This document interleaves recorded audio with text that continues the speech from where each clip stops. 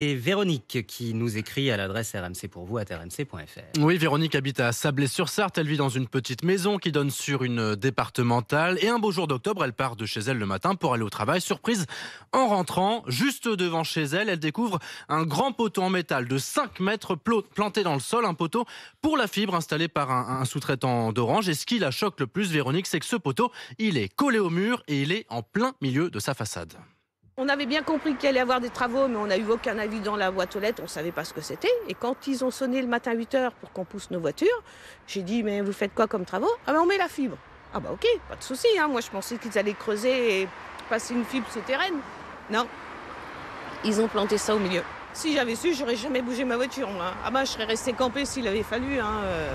Ce poteau, il me pourrit la vie parce que c'est une maison que je devais vendre d'ici 6 mois, un an maximum.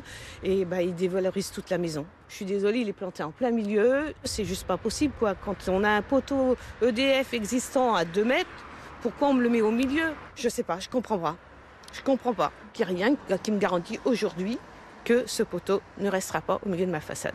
Bon, Benoît, qu'est-ce qu'on peut faire pour Véronique? Alors, dans un premier temps, on a contacté la mairie de Sablé-sur-Sarthe qui nous a expliqué que ce n'était pas du ressort du maire, mais on a insisté et on a obtenu qu'un adjoint au maire s'empare du dossier. Il s'est déplacé chez Véronique et il a appelé Orange, tout comme nous. Et finalement, ça avance. Chez Orange, on nous dit qu'une intervention est prévue lundi prochain et surtout, le plus important, c'est que Véronique n'aura pas à débourser un centime. Bref, ça paraît réglé comme ça, comme nous le disait Véronique, mais ça reste des mots. On attend donc de voir si la promesse est bien tenue. Oui, on va suivre le dossier. Ce qui est arrivé à Véronique, c'est problème isolé ou pas? Non, pas du tout. À Nantes, notamment, 5 élus de la métropole ont monté un collectif en début d'année pour alerter sur ces pratiques. Écoutez, Alain V, c'est le maire de Basse-Goulaine, en Loire-Atlantique.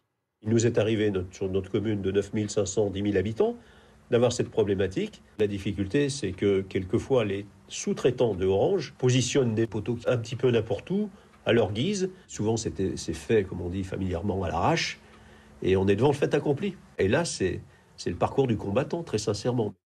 Ouais, parcours du combattant que Véronique a pu éviter pour le moment. On suivra le dossier. On va la contacter lundi prochain, voir si l'intervention s'est bien déroulée comme prévu. Grâce à Benoît Ballet et toute son équipe, RMC s'engage pour vous. Si vous aussi, vous avez une difficulté, n'hésitez pas, vous connaissez l'adresse rmcpourvous@rmc.fr.